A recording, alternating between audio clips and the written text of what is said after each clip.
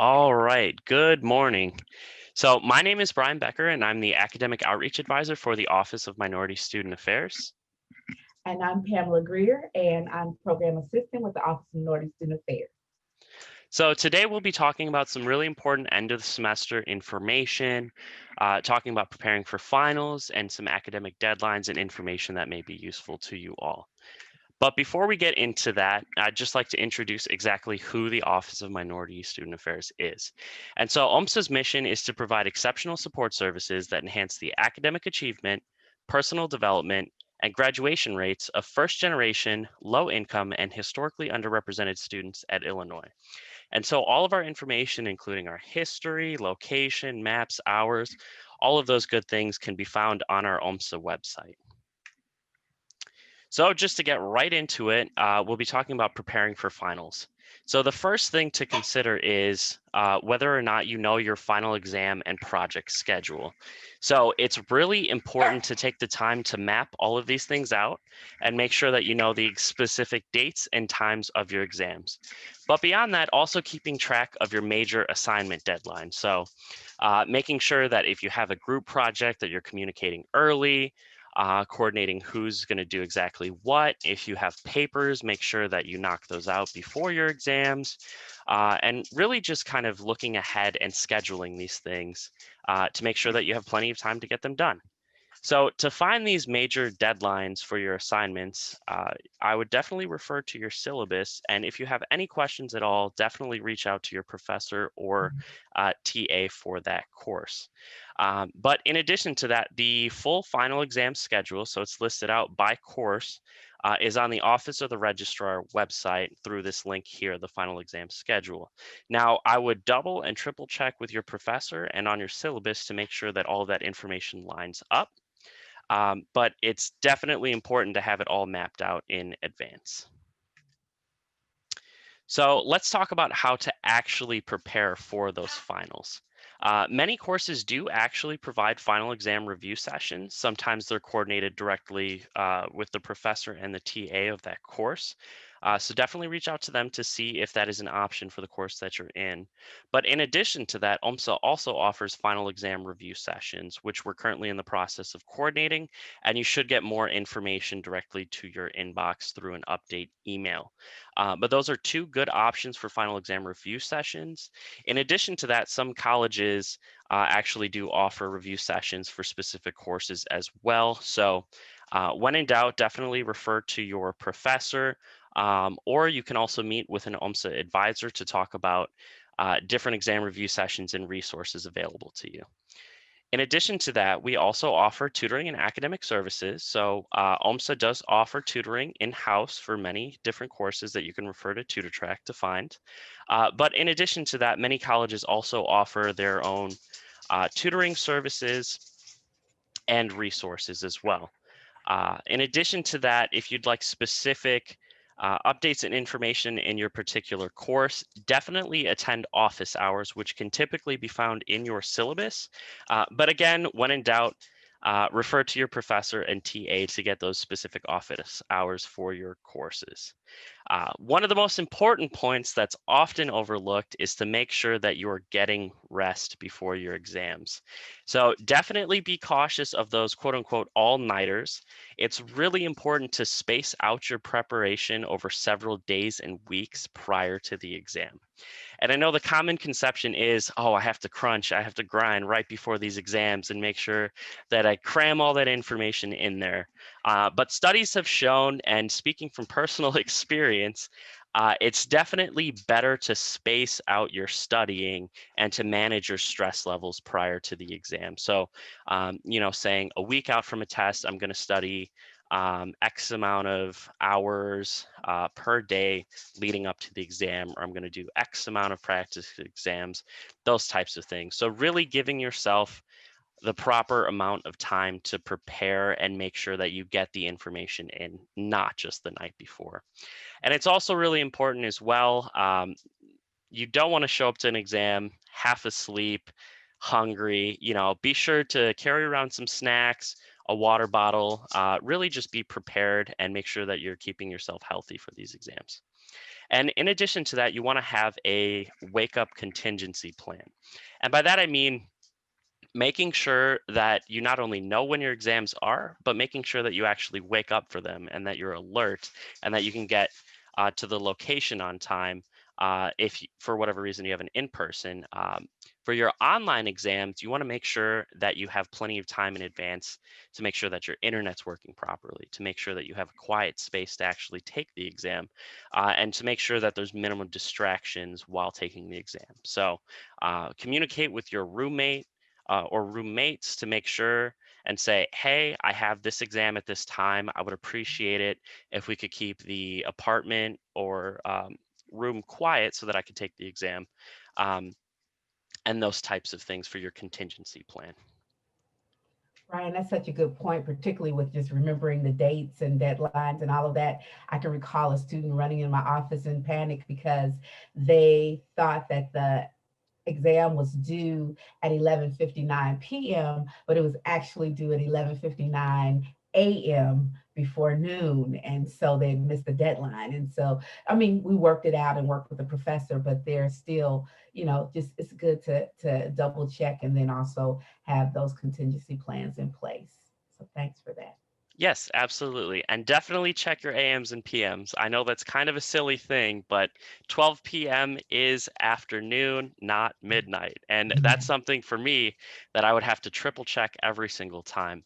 And in addition to that, I know I talked a little bit about of knowing when your final exams are, but for myself, I'm a very visual person. And so what I used to do was actually take a calendar and list out all of the final days there and then write down my exact final exams, what time I was taking them, location. So I'd have all that information on a sheet of paper taped to my wall right in front of me, ready to go, so that I'd never forget exactly, when the exams were and what time they were. So if you're a visual learner like myself, definitely do something along those lines. Otherwise, there's a lot of good electronic resources to keep track of those things as well.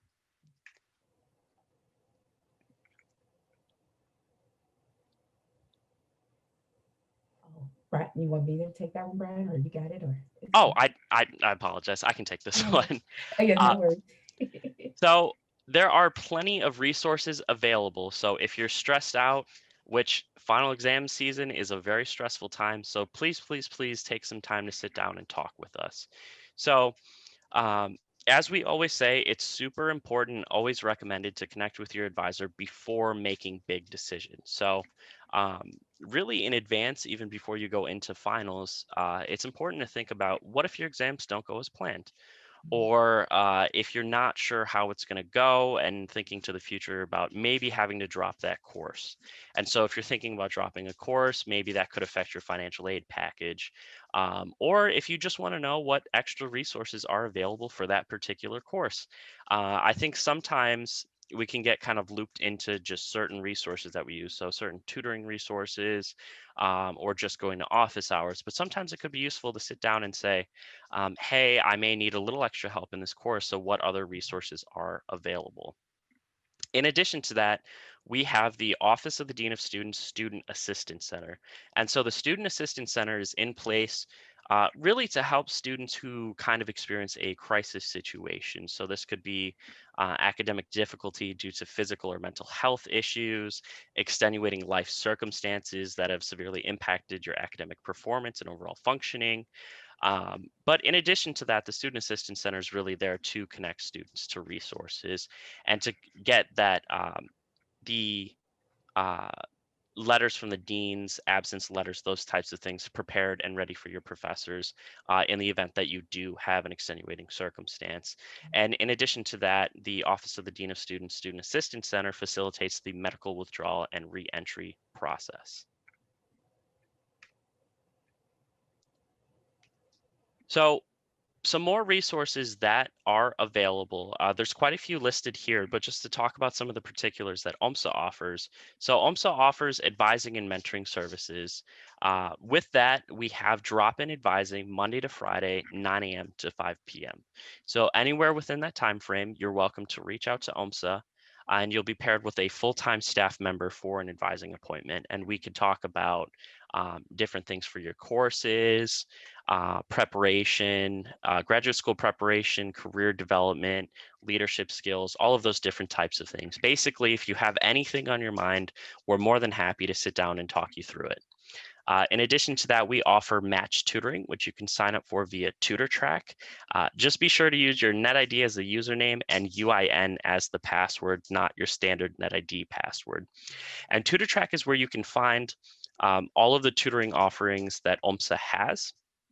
And so you can log on to there, scroll through, find the course you need. And if you don't see the course that you need, there is also a request form at the bottom, and we can reach out to you to see if we can get you connected to a tutor. In addition to that, we offer academic skills consultations, so talking about time management, textbook study strategies, lecture note taking, test taking techniques, which you can also find on TutorTrack.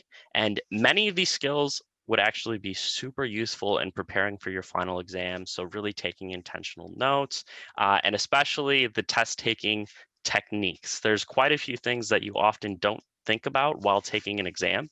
And so these study skills consultations can really help frame that and teach you the things that would be useful for your final exams. And so, as I mentioned, we are also preparing for final exam review sessions, which will be available soon. We also have workshops upon request, and again, these different categories that we can sit down and talk about as well.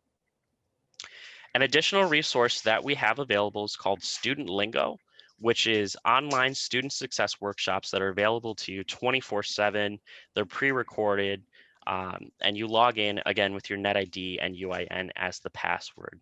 And so Student Lingo has actually added a handful of pre-recorded workshops around online learning and online exam taking. And so I know many students this semester will have online finals, and so those could be really, really beneficial resources in helping you learn how to take those exams online. And again, we have additional resources across campus. We have Disability Resources and Educational Services, which is DRES, and other campus tutoring options as well. And for those of you who have those final essays for your courses, the Writers Workshop is a phenomenal resource to help you get those final papers ready to go. And so this slide is dedicated to listing out all of the college's advising links. And so you can click on each of these to get connected with your particular college and get connected to their advising resources. And so now I'm going to pass the mic over to Pam to talk about the student code. As far as the student code, we wanted to highlight two significant things. One, conflict exams. Let's say that you have an exam on Thursday at 1:30, and then you also have another exam at 7:30 on Thursday, and then you have an 8 o'clock exam on Friday morning. That's considered 3 consecutive exams. And so what you have the right to do, you have the right to request a conflict exam. However, if you're considering doing that, this is the week to really consider working that process out, because sometimes the conflict exam might be before the actual exam. And so you want to have time to prepare. You want to have time to communicate with your instructor, to give them notice and receive approval to actually take the conflict exam. Also, there's kind of you might ask yourself, well, which one should I take? Which one should I request a conflict of? Usually what happens is the largest lecture is the one that will typically have a conflict scheduled. With the way the world is working in these unprecedented times, it's a possibility that you may be able to work some other things out with your instructors. But please note that in times past, the code does not account for papers and other like kind of take home things. So if it's an exam where you have to physically be online at the time of taking it, then that's where the conflict exams are a possibility of when you need to make that request. As far as academic integrity, the other piece is just be mindful, be careful. Oftentimes we know you're not going to cheat. You're not going to omit information. But sometimes when we don't get sleep and we don't get rest, we forget to cite a source, or we forget to turn in the right version of the paper. And then there's another case where someone may ask for your assistance and they may copy your work. And so therefore you're then considered guilty by association. And so you want to be mindful of the 5 or 6 different categories of academic integrity infringements, because you don't want to violate that. That is a very, very sacred space in academia. And so you want to be mindful of those time constraints, be mindful of resting. And I mean, the topic is mindfulness of today's world, right? So just make sure those things are in order so that you will not fall into that category of violating academic integrity in any way, as well as, again, know that there are tools and strategies available to help you if you need a conflict exam. Now, if you have 3 in a row and you're comfortable with that, you have the right to do that.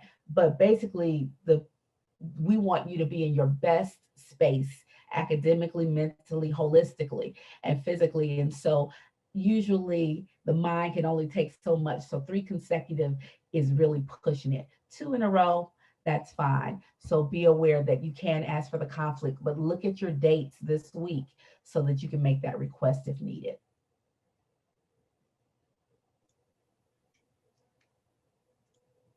And we can go to the next one, Brian. Okay. Those are yours. Yeah. Okay, so let's talk about some important dates and deadlines. The first of which, let's talk about drops.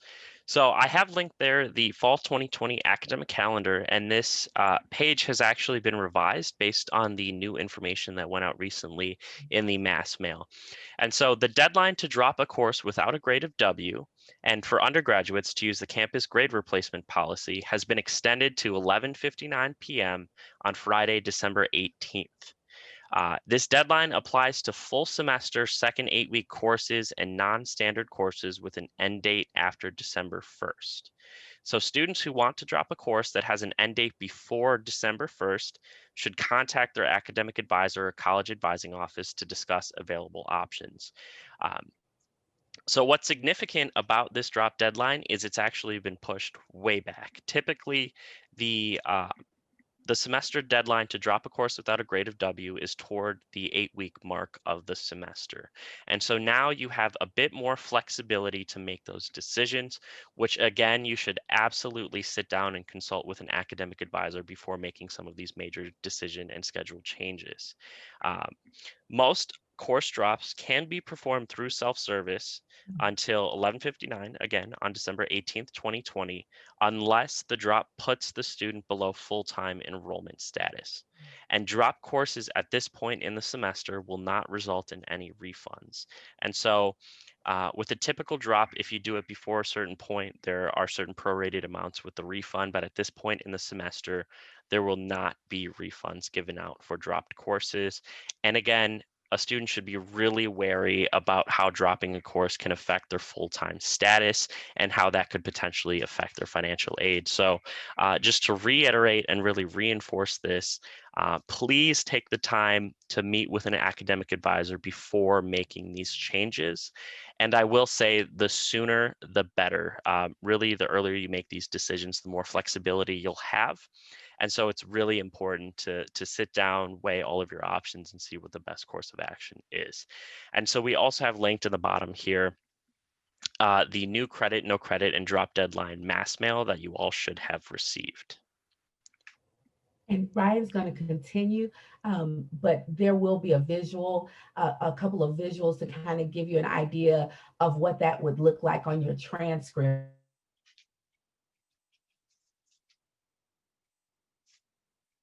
as we move further along in the presentation. But please be mindful of these changes, and let's take advantage of the Provost's office allowing us to have good success and finish strong. Yeah, absolutely. Absolutely. So to talk a little bit about credit, no credit. So the deadline to elect credit, no credit has been extended to January 5th, 2021. And what's really significant about this deadline change is that the deadline is after final grades are available. And so that gives you the opportunity to make a really informed decision after seeing how your final grades pan out. So really this amount of flexibility is pretty unprecedented. And so giving students the flexibility and as many options as possible is definitely a significant change from this semester. And so sitting down with an academic advisor, again, I'll probably say it about 20 times throughout this presentation, is going to be extremely beneficial in the sense that they'll be able to guide you and talk about how credit, no credit could be beneficial, and Pam will actually talk about this, but how it can be beneficial, how it will affect your transcript going forward, and how it could potentially improve your GPA while still meeting course requirements. So the election of credit, no credit for courses this term will not count towards applicable minimums as outlined in the Student Code Section 3105, which is linked here. It's pretty wordy, but definitely worth taking a look at if you have any concerns. And for courses in which credit, no credit is elected and credit is earned, which requires a C- or higher, the credit is applicable towards major, minor, and general ed requirements.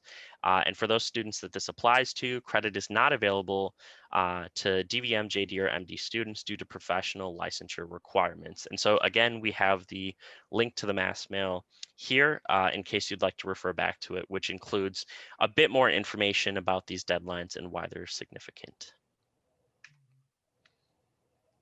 So to talk about the definitions of exactly, okay, what does drop mean? What is credit, no credit?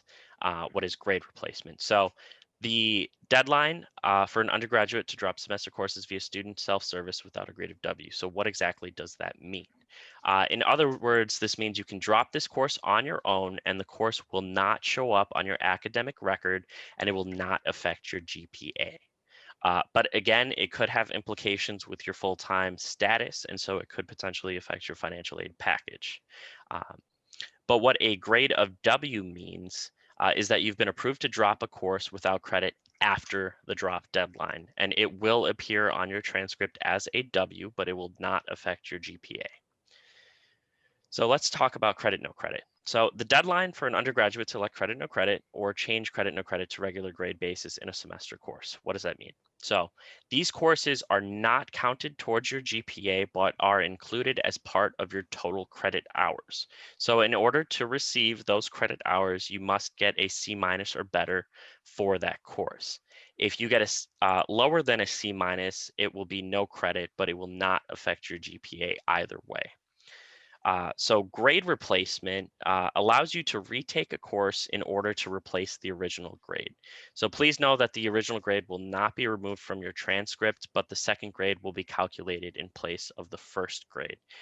Something significant here that's included in the grade replacement policy that's linked here is that it must be the exact same course in which you're doing for grade replacement. So for example, you can't grade replace, let's say, for example, a Chem 102 course with a Chem 202, or just making up numbers essentially, but it needs to be the exact same course in order to do grade replacement. And so again, for probably the fifth time, it's really important to meet with an advisor well in advance to discuss these topics, as in some cases, you're required to get signatures from the dean of your college, approval from professors. So there's, in some cases, a lot of different signatures, forms, and requirements that are needed well in advance. And so it's important to actually have an idea of what you'd like to do so that you're not scrambling on the last day to get all of these things done. Okay, yeah, now into some of a little bit of the nuances, kind of what's happening behind the scenes. Oftentimes we may see things in black and white, but there are lots of shades of gray. There are lots of exceptions. And so it's always good to ask the question. And as Brian said, and I'll chime in with him at least 5 more times, work with your academic advisor, work with your college office, particularly with one of the deans or assistant directors in the offices. And then also our doors open for office hours. Maybe you don't know what to ask. And so you can work with us to help formulate the question that you can pose to your college office and your academic advisor. But the biggest piece I want you to get from this slide is that there are two different types of deadlines. There are financial deadlines and there are academic deadlines. The financial deadlines on this campus are set in stone. They are the 10th day of classes for full semester courses, and they are the 5th day of classes for a first 8 week or the 5th day of a class for the second 8 weeks. That's set in stone, meaning that whatever you register on that 10th day or that 5th day, however many hours you have, that's what you're being billed for. Now, if you add additional hours, it won't affect what you're billed for unless you're going from an underload to an overload, but it won't affect your bill in that way. However, if you drop something, it will not change what you've attempted. They're called attempted hours. And so that financial deadline has come and gone. But the beautiful thing about the university is, unlike some schools that have that deadline also to be their academic deadline, we allow more grace. Traditionally, it's the 8th week of the term and the 4th week or the 12th week of the term for 8-week courses. However, as Brian stated, this semester, due to the extreme situations that are happening this semester, the deadlines have been pushed back. And so you have until that Friday, December 18th, the last day of finals, to make a decision on whether you want to drop a class, as Kim Brown and our staff would often say, for a good reason, a bad reason, or no reason at all. And so you want to find out what would be in your best interest. And it's good to weigh the pros and cons. Brian, we can go on to the next one. And so again, with a few other deadlines, these are some things that we talked about in our midterm conversation, but this is just a kind of a recap when it comes to adding a course or dropping a course. The course change, credit change, and section change, there are usually forms in your different colleges that you can get to make the credit change. Although we put there that it may be the same as the time where you add a course, actually, you can do that throughout the semester. I say sooner rather than later. What you don't want to happen, particularly when it comes to the section change, is that all semester you've been attending the 11 o'clock quiz section for chemistry, but you are really in the 8 o'clock section of chemistry. You're going to earn the grade for the 8 o'clock section unless you are officially placed on the course of record. So you want to make sure that all of your sections are accurate, or that you and your professor and your TAs are on the same page, because you're going to get the grade for what is on your record. And what you don't want to happen is to be on the 8 o'clock roster with a different teacher and get that grade when you've been attending the 11 o'clock, where you think you're earning an A or B, but it comes up as an F because the records are not accurate. So you want to make sure you do that. Some classes allow you the flexibility of having different grading hours.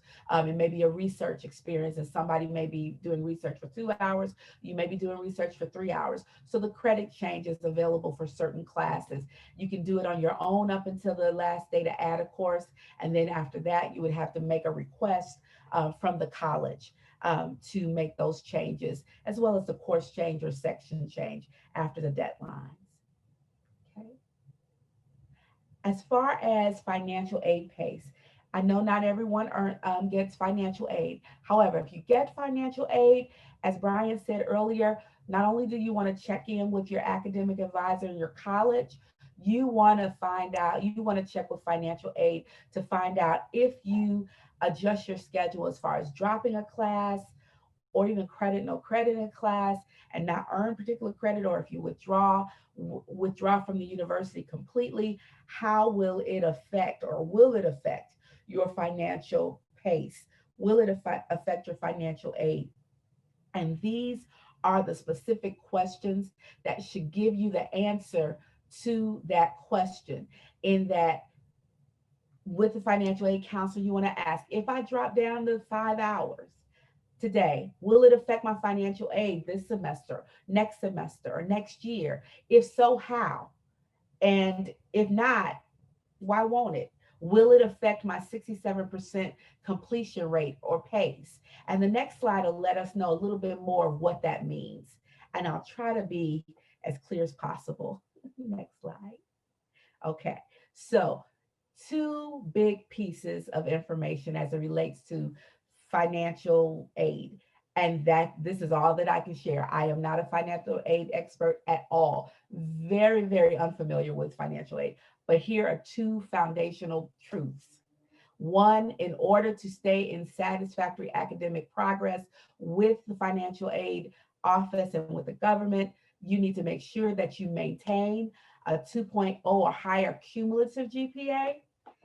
And two, you must successfully complete at least 67% of your attempted hours each semester or each term, each fall and spring. And remember when we went back to that slide where we had the financial deadline and the academic deadline? Well, the pace and all of that is based on the financial aid deadline, what you were registered for on that 10th day of classes or the 5th day of classes. And it is cumulative, it's over time. So if you didn't make changes as a freshman to your schedule and you're earning A's and B's, this is a wonderful thing. You're in a good place, you're at 100% completion rate. However, if you've done some dropping and some adding and some dropping, trying to keep your MAP grant and by keeping 15 hours, then you want to be aware of what those attempted hours can look like. For example, let's say that you attempted 15 hours. On the 10th day of classes, you had 15 hours. During the fourth week of the semester, you decided, I am going to drop Geology 100, 3 hours. It takes you down to 12 hours academically, but financially, you're still at 15 hours. So you decide, well, I want to keep my MAP grant, so I'm going to add 3 more hours, and that way I'll have 15. Here's where you need to have a conversation with financial aid, because again, you've attempted 15 hours. So you have not, haven't caused any damage as it relates to the MAP grant, because record shows that you attempted 15 hours. However, academically, you're in 12. If you decide, hey, I want 3 more hours, that's fine. Then now, academically, you're attempting 15, but financially, you see that in bold, you're actually attempting 18 hours financially. And so what that means is that you need to make sure that when the semester ends, that you have successfully completed at least 67% of what you've attempted. And so if it was 15 hours, you need to successfully attempt at least 11 hours. Why 11? Because 10.05 is non-existent on our campus. We deal with whole numbers on this campus. So you would have to complete at least 11 hours. However, if you added those 3 hours after dropping 3 and you've attempted 18, now that means you need to successfully complete at least 13 hours. That's fine. You're in 15. However, if the course you added is giving you a headache, or you decide to drop a class by December 18th, that could take you under the 13 hours you need. That's where you need to have those conversations with the financial aid office. And just so that you know so that there's no crisis, there are some times in decision making where you may have to decide, hey, do I want to have 1 problem or 2 problems? We may not be able to avoid all the problems, but it will probably be best to finish strong academically than to do poorly academically and lose financial aid because of not successfully completing a certain amount of hours. And so again, these are conversations that your academic advisor will be glad to have with you, that your college office will be glad to have with you, and definitely the Office of Financial Aid will be glad to have those conversations with you. I'm sorry that it's not clearer, but you can feel free to talk with them. And I promise you, financial aid lays it out so much clearer. Brian, yeah, you're right. You can go on to the next one. These next slides, I'm not going to read to you. I'm just going to walk through some different options that you have. There's some options we took off because of the way the term is set up, but there's some that we're hoping that these visuals will kind of help you know what your transcript will look like after the semester. So we'll go on to the first one, which is an underload. Basically, underload is just 12 hours is the minimum amount of hours you need to have as an undergraduate to be a full-time student. And maybe you're doing well in 9 of your credit hours or 10 of your credit hours, but doing poorly in 2 or 3 of the hours. If that's the case, then you want to work with your college office and or your academic advisor to request an underload. Okay. And that underload will just mean that you will have permission to take 9 hours or 10 hours instead of the 12. All right. Another option you can use now that we have that up until January 5th is the credit, no credit option. Because this year, according to the record that the provost provide, when you look at the code, it tells us there's a minimum amount of credit, no credit hours you can have. But the provost office has told us this year, this semester, there's not a limitation. So if you receive your grades December 25th, Christmas Day, or December 30th, and you look there and you see a D, you see a F, you see a minus, you want to work with your college to request a credit, no credit. Here's how the credit, no credit looks. Remember, Brian told you it doesn't calculate into your grade point average. So if this person on the left they were struggling in math and psychology, they decided to keep the math class, but they decided to put the psychology class on credit, no credit. Well, apparently the psych they earned a C minus or better, so they received credit for it. But the GPA is a 2.66, still clear status, but they still have that F in math 115. However, on the other side, same student did a different thing. They decided to keep the psychology for credit, and they decided for a grade, and they decided to put math on no credit. And we see how the GPA is lifted a little higher. Now, here's the thing that is not saying you have all rights and privileges to put math 115 and psych 100 on the credit, no credit. All right. And you would just submit the form to your college. But you want to do that between now and January 5th.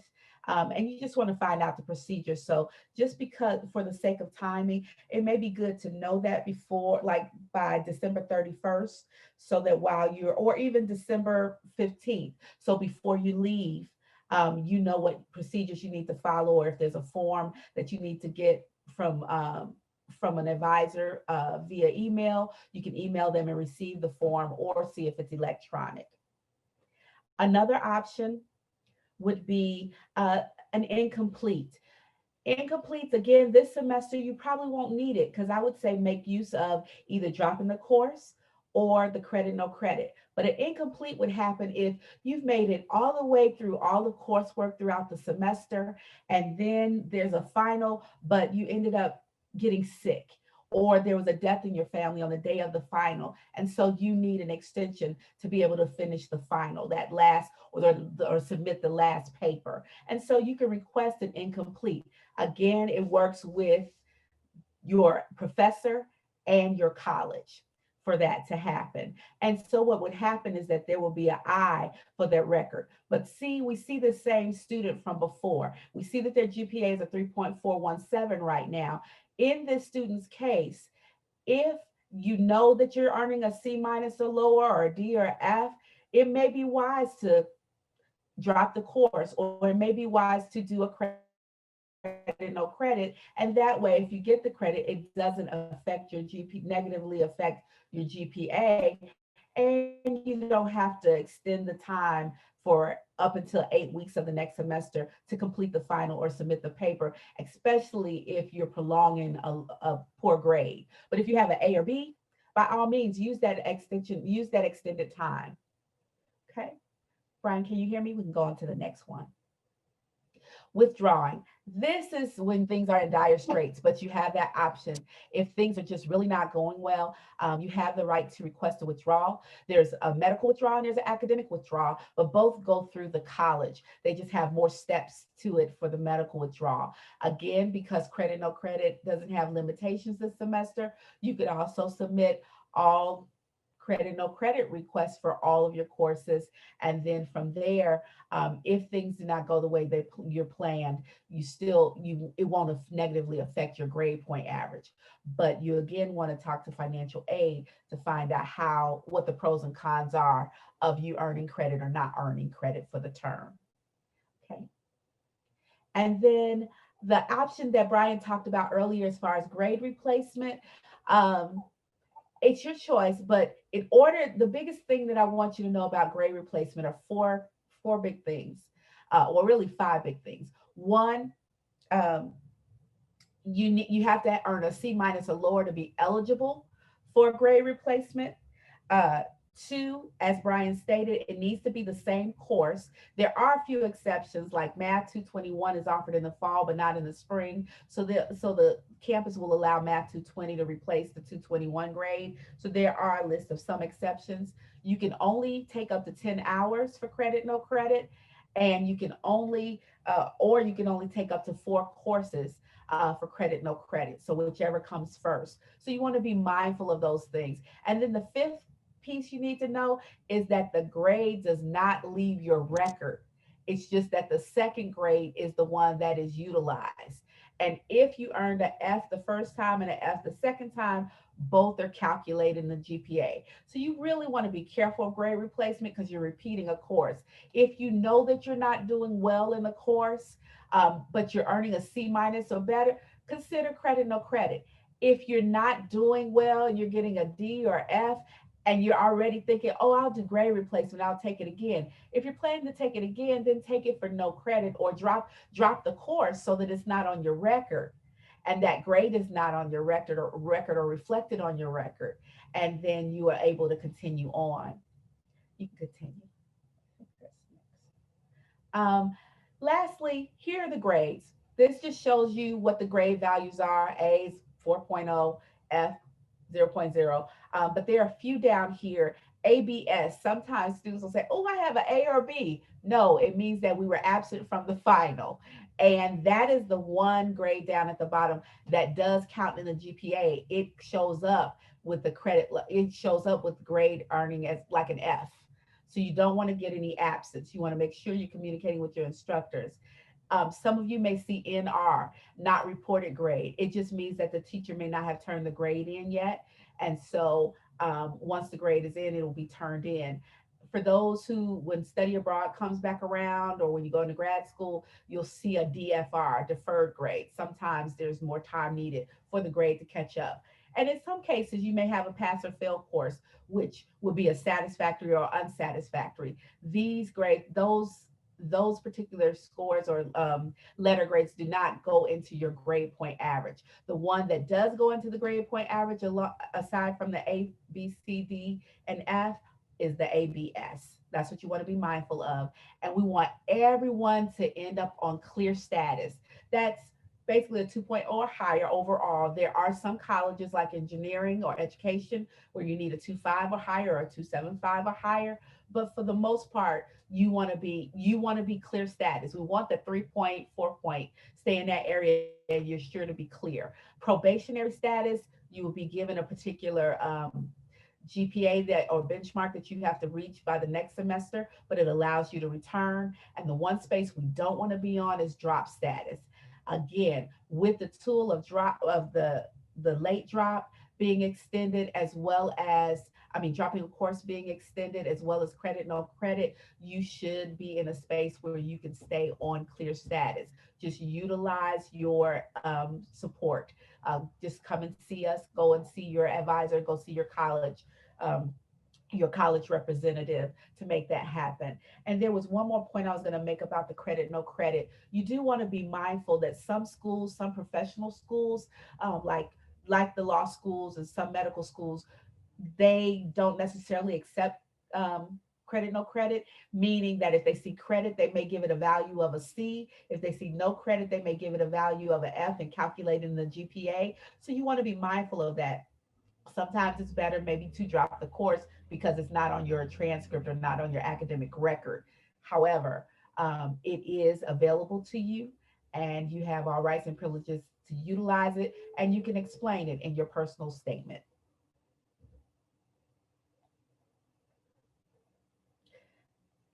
As far as planning for the spring, Brian, you want to take that one? Yeah, absolutely.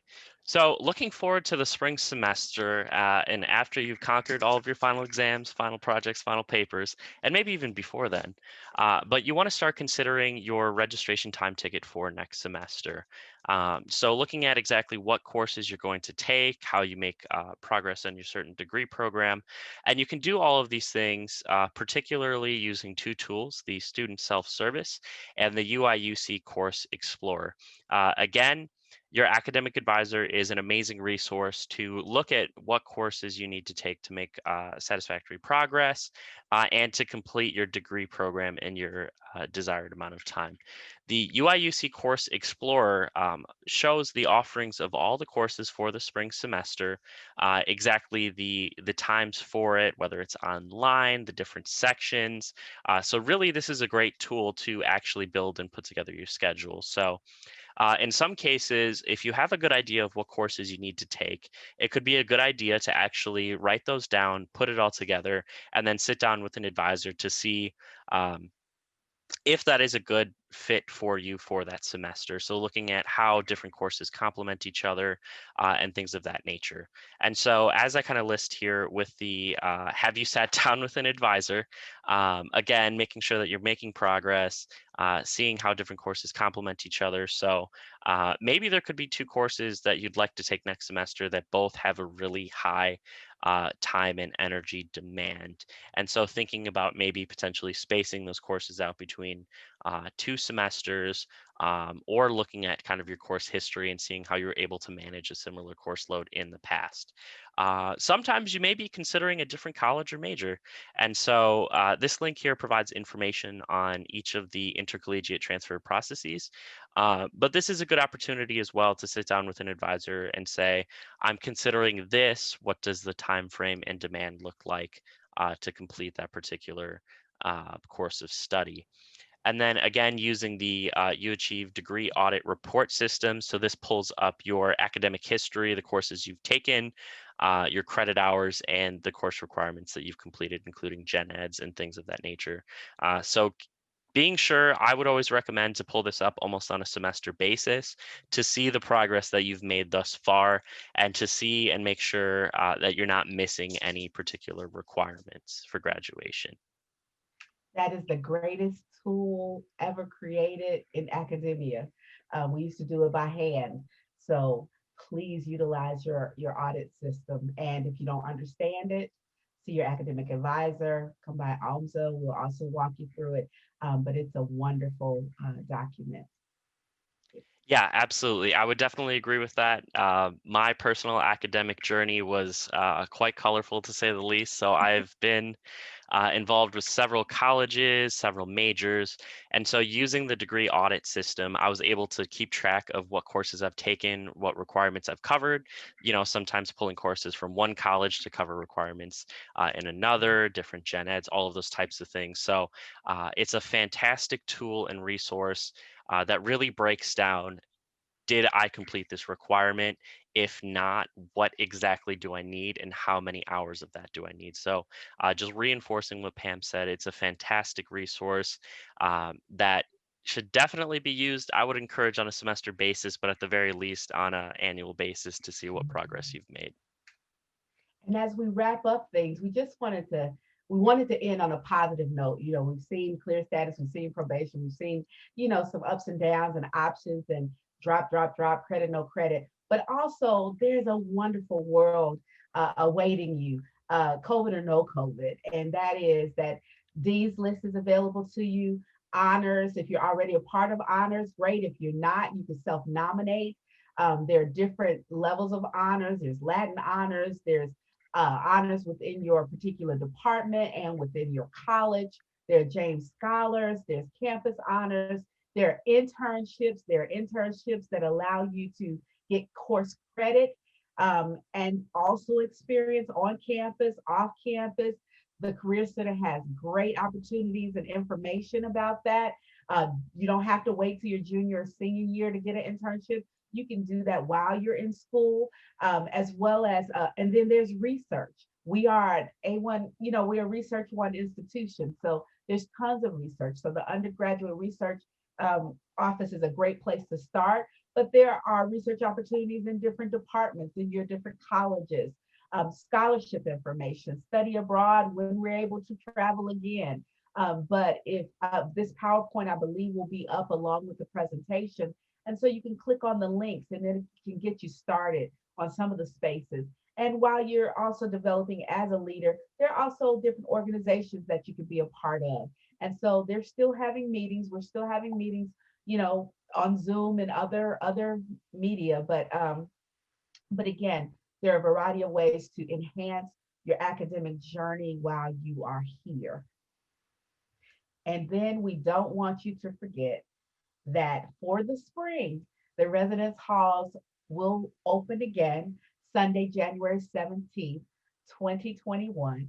And classes will officially begin Monday, January 25th, 2021. Can you believe it? 2021? Oh, Brian. We're getting there. We're getting there. And lastly, we want, if you don't remember anything else we shared, we want you to know that we're here for you. And so these are ways that you can contact us. Brian, you can wrap it up. Take it away. Absolutely. And so when we are in, I guess I could say, standard times, we do have 2 office locations. So there's often a little bit of confusion about that. But our main office location, which is located in the Turner Student Services building, that houses the Office of the Director, our Human Resources Department, and our 4 federal TRIO programs. But really the space that's often used by our students is the Academic Services Center, which is actually located in Urbana, across the street from Cranert and right around the corner from the Urbana Mary Ann's. And so the Academic Services Center houses when we do have our in-person tutoring services, our in-person advising and mentoring services, and those types of things. But currently, we have shifted to an all-online format, and so our online drop-in hours, again, are Monday to Friday, 9 a.m. to 5 p.m., and you'll be matched with a full-time staff member for that. And our online tutoring services span from actually Monday to Sunday, 9 a.m. to 10 p.m. It is subject to tutor availability, but we have quite a few tutors who are ready and eager to help you out, and especially now preparing for finals. And just one quick note to wrap up, we do not offer these tutoring and study skills workshops during the summer, holidays, or when classes are not in session. So with this winter break, we unfortunately won't be able to offer those tutoring services. But again, just to reinforce what Pam said, we're all here and happy to help you all out, whether it's academic questions, personal questions, really just here to help you guide you along the way. And so, yeah, just to wrap it up, we really hope that this information was useful. Again, if you have absolutely any questions at all, we're here and happy to answer them. So thank you for taking the time out to join us. Thank you.